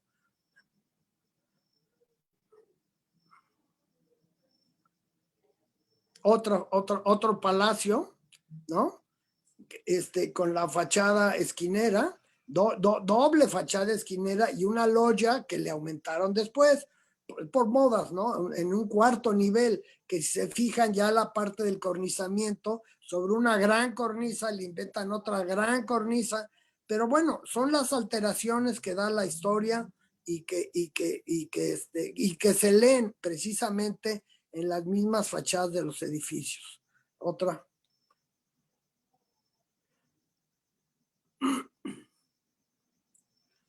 Miren esta creo que es la que tú pasaste, Antonio, ¿no? Creo que es la que pasó Antonio, fíjense el remate, ¿no?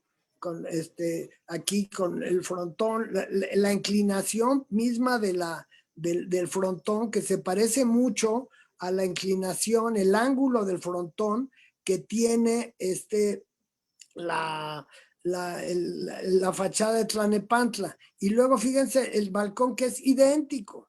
Y luego aquí está, aquí nada más la parte estilística si no coincide, porque ese es el de abajo es corintio y el de arriba es jónico, pero bueno, en la Casa del Deán es todavía, creo que todavía más ortodoxa la propuesta, pero la repetición de este frontón y la solución de los cuerpos, pues se parece mucho a lo del Deán. Otra Y más. habría que checar proporciones, doctor. Habría que checar proporciones. Sí. Ahorita les comento de eso porque hay una cosa que es precisamente tocando ese tema. Estoy de acuerdo que, fíjate, Gustavo, que es tan importante la solución. Miren nada más, ahí está. Si comparamos estas molduras con las del Deán, pueden ser muy parecidas. Fíjense la solución, ¿no?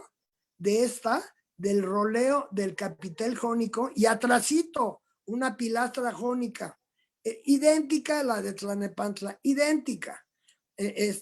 Pero ahorita lo que tú dijiste, Gustavo, creo que es tan importante esta fachada.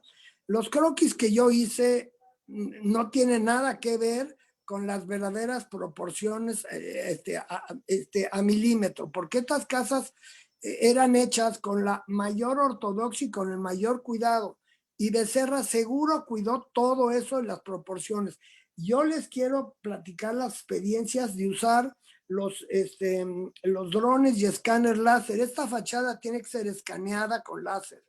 ¿Por qué? Porque tenemos que ver las proporciones exactas de toda la fachada, y con eso seguro vamos a comprobar que es impecable, que ya ustedes lo iniciaron con todas estas proporciones de Fibonacci y todas que coinciden sustancialmente con todo esto. Pero en el escáner todavía se logra una precisión milimétrica del despiece de los sillares, de las proporciones de toda la cantería, de todos los trazos y todo. Yo lo he vivido y lo he trabajado. El INA tiene un aparato, el mejor, hay en México 2 o 3 aparatos de esos nada más, y el INA tiene uno. Con él trabajé en una capilla abierta que me facilitó el INA en Zempoala, una capilla del siglo XVI muy importante en el convento franciscano de Zempoala, que estamos hablando algo de 1560 y tantos, o sea, más o menos de la época esta. Y es de una precisión extraordinaria. Ahora estoy trabajando en un proyecto de rescatar una casa que se llama la Casa de la Malinche aquí en México, que tiene unos muros del siglo XVI. Esa casa, me dieron los planos, luego se los voy a enseñar para que vean la precisión de los sillarejos, y ahí nada más en ese plano se pueden interpretar por el despiece de los sillarejos cuáles son las intervenciones posteriores que tuve. Es una casa en esquina. Entonces yo quiero ofrecerles redactar una carta, y si me permiten usar los nombres de ustedes como diciendo que soy parte de su equipo, dirigírsela al director del INA con Desde copia luego, por supuesto, por supuesto. a mi amigo Manuel Villarroel, y con el apoyo precisamente de Alberto para presionar, pero decirles que necesitamos, que se está proponiendo esto que es único, y que necesitamos que hay que hacer cola. Yo en el caso de Zempoala me acuerdo que esperamos como 3 meses porque estaba trabajando en no sé qué otro lugar, ¿no? Pero llegó finalmente y el trabajo fue impecable. Entonces, en este caso, esa es una opción. Y la otra opción, si tarda mucho, no es tampoco un trabajo de muchos días y entonces podremos usar algo menos preciso, pero bastante posible, que es un dron privado y con un escáner montado en el dron. Que si el INAH no lo puede hacer, lo podemos hacer. Creo que es muy importante para definir las proporciones, pero ya verdaderamente como reloj, ¿no? Entonces yo me comprometo a hacer esa carta que iría más fácil al director. Nos va a turnar a Valeria Valero, que es la Coordinadora Nacional de Monumentos Históricos, con copia Manuel Villarroel. ¿Estás de acuerdo, Alberto? Y finalmente con copia diciendo que Alberto, como parte de este equipo, también se suma a esta solicitud, ¿no? Lo de Museo de Claro, Sitio, doctor. lo quería comentar. Creo que también un museo de sitio allá abajo en la óptica, no sé si esa óptica está si el decreto nada más incluye la fachada y las plantas altas y lo de abajo es privado o es de la compañía de cines. Es privado, ¿Sí? es Es privado. Es privado. Es Bueno, privado, pues sí. no sé cómo los debíamos de convencer, pero creo que es muy importante, porque además les apuesto que rascándole más pueden salir fotografías de muchísimo valor y en los archivos, por ejemplo, en los archivos de Estados Unidos, en la Eastman Kodak en Nueva York, yo conseguí unas fotos de 1847 de un fotógrafo francés que vino a fotografiar o gringo, ya no me acuerdo, a fotografiar la guerra de intervención del 47 y tomó varias fotos en el centro histórico del 47. Entonces, les aseguro, y eso también en apoyo a esto, porque pudiera haber datos de hace 170 años, a lo mejor, donde todavía den un soporte más contundente a lo de la fachada. No lo sé, pero creo que habría que explorar eso. Y luego les aseguro que hay mucha más información de fotografías de la casa.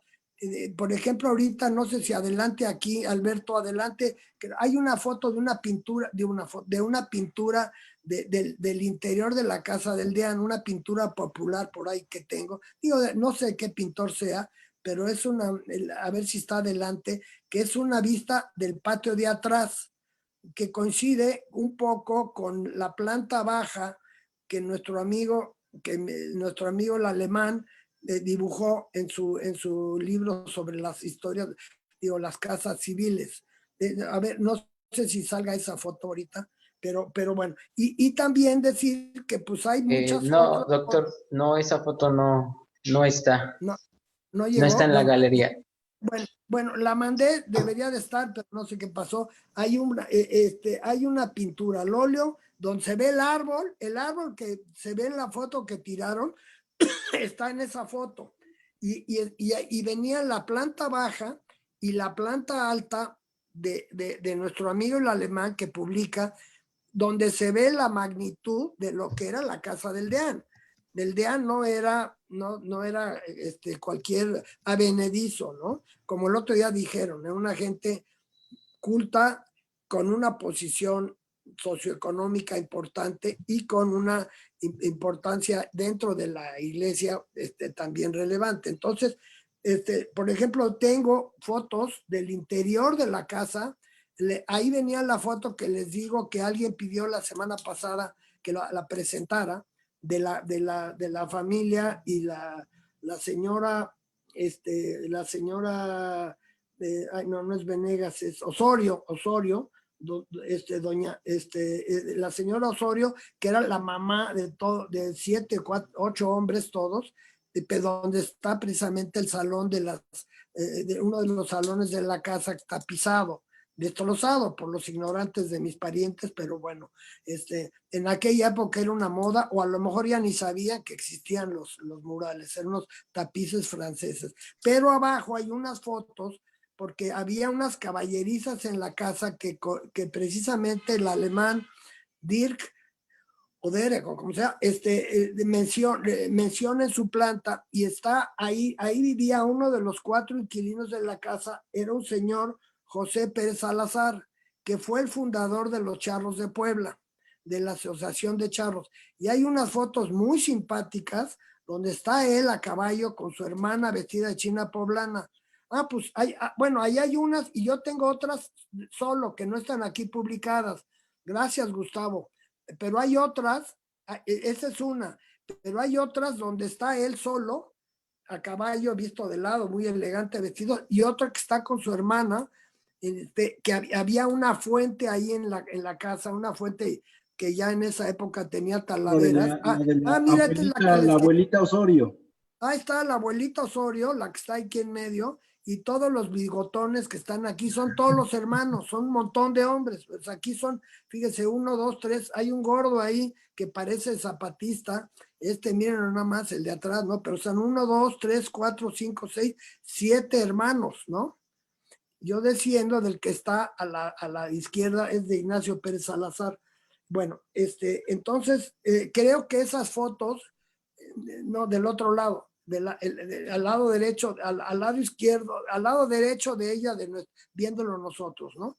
Bueno, esa foto también venía en eso, pero pues mira, nuestro amigo Mauleón las tiene. Y finalmente muchas otras anécdotas e información.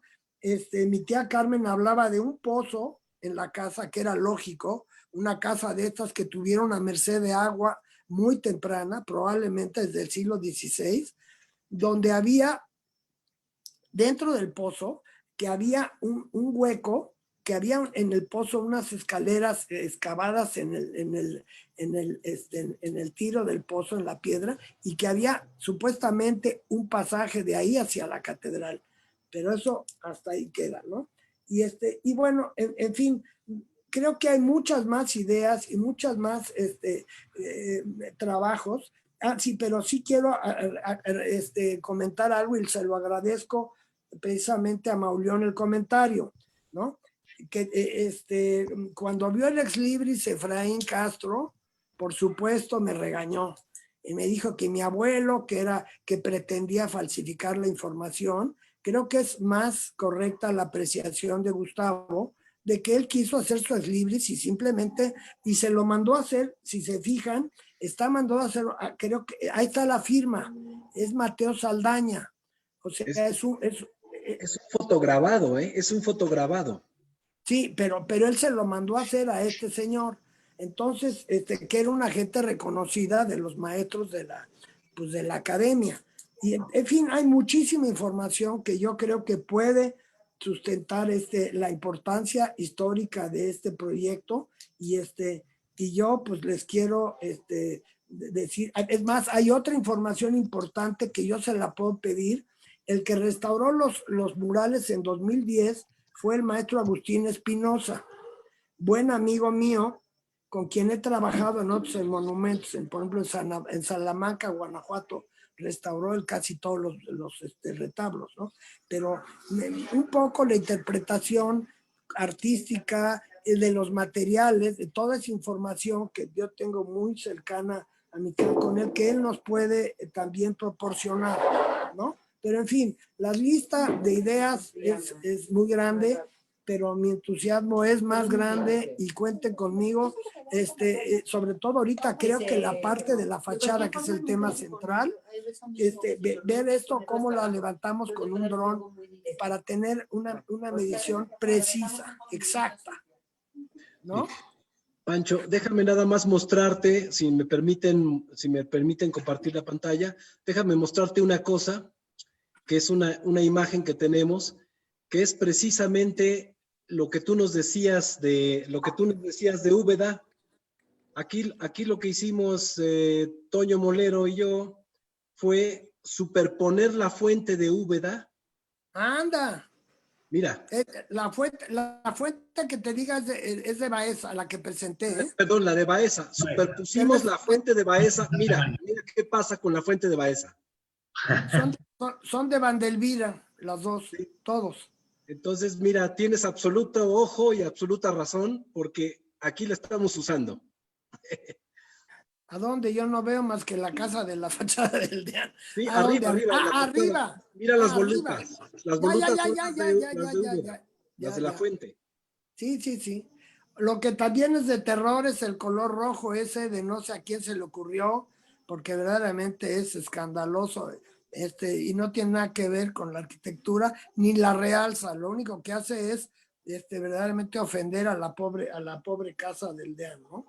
Pero bueno, esperemos que también nuestro amigo Manuel Villarroel, un agente sensible, tome nota, si es que lo están escuchando sus gentes, y que le diga, no sea el anterior director del INA, del centro INA de Puebla, que fue bastante siniestro, pues lo permitió, ¿no? Es increíble, pero bueno. Ahora, déjame comentarte que gracias a Raúl Nibón, director de museos desde principios de año, tenemos todo el apoyo y con él tenemos un contacto increíble, Pancho, y podemos, si tú nos apoyas y si tú te integras a este equipo, podemos, yo creo, tener un magnífico acercamiento desde México y desde Puebla. Claro, y además decirles, en esa época los colores, todavía no había ese mestizaje que fue penetrando en la arquitectura a través de los siglos, ¿no? En el siglo XVI, yo creo que los colores eran lo más discretos. ¿Por qué? Porque todavía la parte indígena, ¿no? No había logrado, claro, sí logró, véanlo en el caso de los murales, ¿no? Pero en las fachadas y en la arquitectura creo que todo fue bastante discreto y nada electrónico como este rojo discoteca, ¿no? Si no es que de zona roja.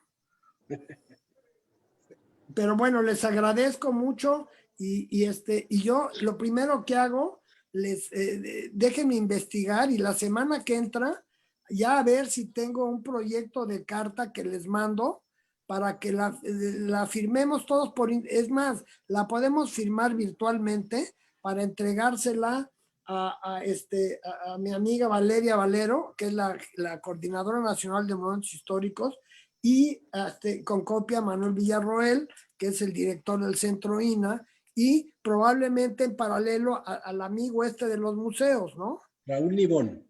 ¿Cómo se llama? Raúl Nibón, con V. Decirte, Francisco, comentar nada más que si tú te apuntas, como bien claro ha quedado, al carro que estamos tirando, al carro de los triunfos del DEAN que estamos tirando. Es bueno ese eslogan, nos subimos al carro de los triunfos, ahí vamos, seguro vamos a lograrlo. Pues bueno, voy a resultar bueno como esloganista. Si nos subimos, como digo, al carro de los triunfos del DEAN, decirte que en realidad tenemos ya preparada una memoria que falta unos retoques nada más, extensa, pero sin resultar aburrida, de unas 20 páginas, que es una memoria histórica, artística y arquitectónica documentada con ejemplos de Úbeda, Baeza, todo esto que tú has mostrado, que he mostrado yo, de Extremadura, muy completa y con una serie de planimetrías que no están hechas con un escáner ni están hechas con un dron, pero puedo decir que las he medido yo y Arturo Saavedra las ha medido con una cinta métrica y con un telémetro.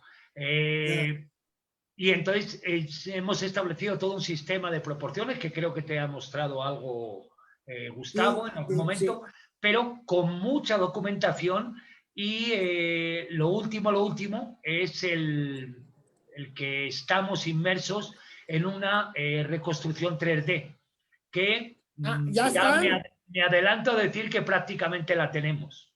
Bueno, entonces no sé si esta novedad estaba prevista para hoy, tal vez José Luis y Arturo que no están, veo que Gustavo se ríe y asiente, pero no sé si José Luis y Arturo estarán de acuerdo, pero tenemos lo que se dice un proyecto completo para que no nos digan que no. Ahora, No, una pero ¿cómo? pregunta. Totalmente de acuerdo, si para eso es, justamente. Oye, qué bárbaro. La maqueta en 3D es justamente para enamorar, Bueno, pues entonces, para convencer. estoy de acuerdo. La maqueta es en 3D, según Arturo, tenemos una Claro, maqueta de y aproximadamente para sumar, un metro. y para sumar a más gentes al carro de los triunfos. Pues eso lo tenemos ya prácticamente, como se dice, los supermercados lo tenemos casi a la venta ya. Oye, o sea, en realidad ya el escáner láser ya se lo metieron a la fachada. Le metimos la cinta métrica y el telémetro y muchas horas de darle vueltas. Bueno, pero de todos modos están de acuerdo que no está de más usar el escáner láser, que es Absolutamente, absolutamente.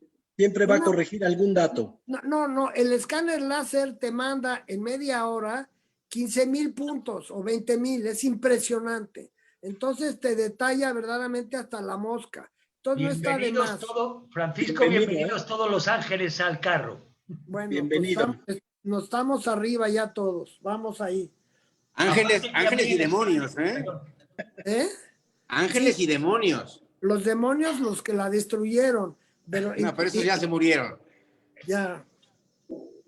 Que luego hay una anécdota que luego les voy a hacer una nota que es interesante, porque ustedes en el museo que hicimos en la planta baja, atrás del VIPS ahí de la Fundación Jenkins, que ustedes ya lo conocieron, ahí hay una parte de la línea de vida donde están el libro, donde están los 2,000 y pico de cines que tuvo el señor Jenkins en toda la República Mexicana, que fue un trueque que hizo con don Manuel Espinosa Iglesias, cuando don Manuel le hizo como dicen, el takeover, ese hostil takeover de las acciones de Vancomer, que es un poco el antecedente de que el señor Jenkins tuviera esa compañía de cines que es la que destruyó.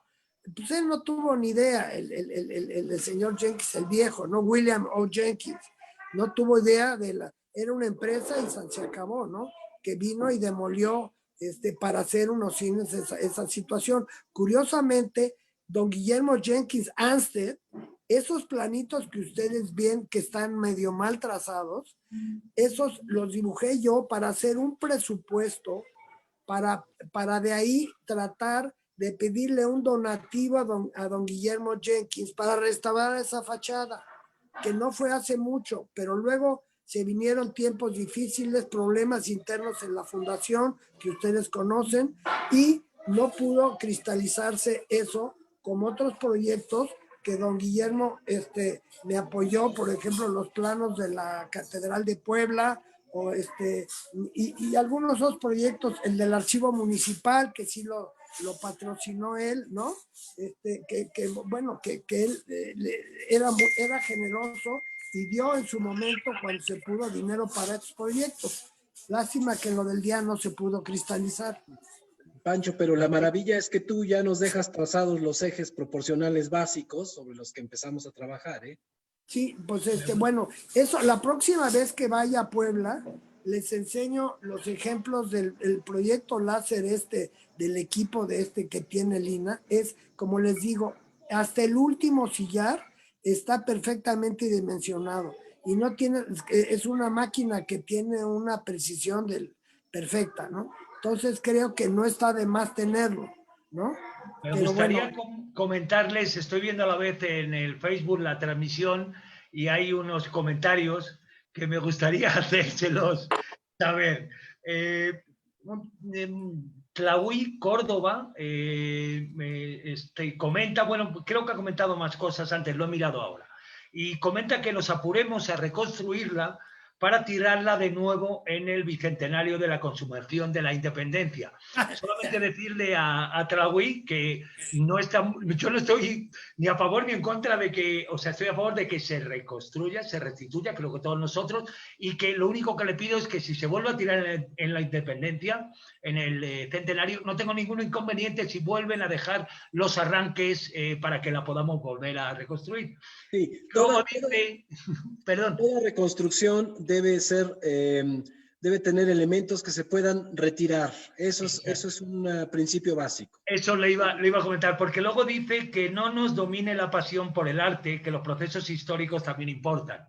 Le quiero comentar nada más que esto, aparte de un entusiasmo absoluto, estoy de acuerdo con él, y una pasión absoluta, estamos hablando de unos procesos históricos muy estudiados, muy elaborados. Esto no es una plática de supermercado, con todo mi respeto a las pláticas de supermercado cuando son interesantes. A mí me parece que esto no es que nos domine la pasión, es que nos domina la pasión por hacer las cosas bien hechas. Y las cosas bien hechas es intentar dar a cada elemento su justo valor, y en este caso a este cuerpo que hubo y que por un motivo histórico se tiró. Creo que ha puesto también el ejemplo de que se tiraron todos cuando la independencia, menos los de la catedral porque estaban muy altos. Me parece que eso sí que no es documentar nada, porque arriba la catedral se sube y se empuja, yo he estado arriba, empujas el escudo y se cae. O sea que no se tiró por otro motivo. O sea, simplemente se devastó o se le quitó la damnatio memoriae esa de los romanos. Pero bueno, yo creo que queda claro que lo que pretendemos no es hacer un pastiche, es hacer una reconstrucción o restitución que pueda ser reversible absolutamente, que sea como, digamos, lo que hemos hablado de anastilosis, con un respeto absoluto por la historiografía artística, por la historia, y creo que realmente deberíamos estar todos orgullosos porque casi puedo asegurar que es uno de los poquísimos ejemplos de casa del siglo XVI con 3 cuerpos en una fachada, una vivienda particular, no un retablo de iglesia ni una fachada de una catedral, porque 3 cuerpos de fachada considero que es un elemento o un monumento arquitectónico absolutamente importante a un nivel mundial, no solamente de que sea de Puebla o que sea de México o que sea de España. Y si no, simplemente pido ayuda a que nos den ejemplo, que contribuyan y se aguantan todas las críticas, constructivas y destructivas, ángeles y demonios, como dice José Luis, y yo no tengo más que decir. Así es, Toño, así es. Bastante interesante lo que se acaba de mencionar. Yo creo que va a ser algo muy bien, como lo has dicho, criticado positivamente y negativamente la reconstrucción del tercer cuerpo de la fachada. Yo nada más quiero que Pancho nos hable 2 minutos del trabajo que hizo Chanfón en San Felipe Neri, en México. Bueno, mira, Adelante. Bueno, yo supe que los que intervinieron San Felipe Neri, los arquitectos que intervinieron San Felipe Neri con la asesoría de Chanfón, fueron los arquitectos Enrique y Agustín Landa. Ellos son los que intervinieron en ese edificio y fue una intervención muy reconocida en esos momentos, como un rescate, ¿no? Ahorita también me sorprendió, perdón, no sé mucho más, por eso hasta me salgo de este tema, porque no sé más de ese detalle, pero hablaron de que se propuso, que querían trasladar la fachada, mover esta fachada, sí, ¿no? La querían poner en la entrada del Parián, Pancho. La quisieron poner a la entrada del Parián, exactamente. Bueno, pues les voy a contar una anécdota que me tocó en la Academia Mexicana de la Historia, aquí en México. Ya había aceptado el INA, hay una fachada que estaba junto a la casa de los marqueses de Jaral de Berrio, que está en Isabel la Católica, esquina con 16 de septiembre. Esa fachada era, junto a esa fachada sobre el 16 de septiembre, había una fachada muy discreta de un conde de Rábago, que era un comerciante rico de Pátzcuaro, y que circunstancialmente mis amigos de la Academia de Historia me pidieron apoyo porque cumplió 100 años la Academia en febrero. Y entonces publicamos un librito, Óscar Macín y su servidor, que nos financió la Academia. Y hábilmente, fíjense nada más, se trasladó la fachada esa, que es una fachada discreta comparada con las proporciones del edificiote de junto. Entonces, pero bueno, no tiene caso ya llegar a esto, ya tendremos otra ocasión, lo estamos haciendo largo, pero ofrezco donar un ejemplar de ese libro, que es un detalle interesante de lo que son el transporte de fachadas, cuando ya no tienen remedio otras circunstancias, o cuando la parte política pesa más. Aquí fue una parte política, que fue el Banco Nacional de México, que quería hacer ahí junto una mega fachada que hizo Teodoro González de León encima, y un edificio importantísimo que cierra toda pero es el ejemplo precisamente de esa historia de transporte de fachadas. Pues te tomamos la palabra de ese libro para engrosar la incipiente biblioteca que se va a formar en lo que era una óptica hasta el día de hoy. Buena idea, muchas propuestas de Antonio, el carro de los triunfos, la biblioteca, museo de sitio de Gustavo, en fin, muchas ideas. Qué bueno. Es Felicidades. muy bueno. Es muy bueno. Pues muchas gracias a todos ustedes. Gracias, doctor Francisco, maestro Gustavo, doctor Antonio, señor José Luis Escalera, gracias por habernos acompañado, y a todos nuestros seguidores a través de Facebook. Gracias. Vimos de Facebook, nos quedamos un momento.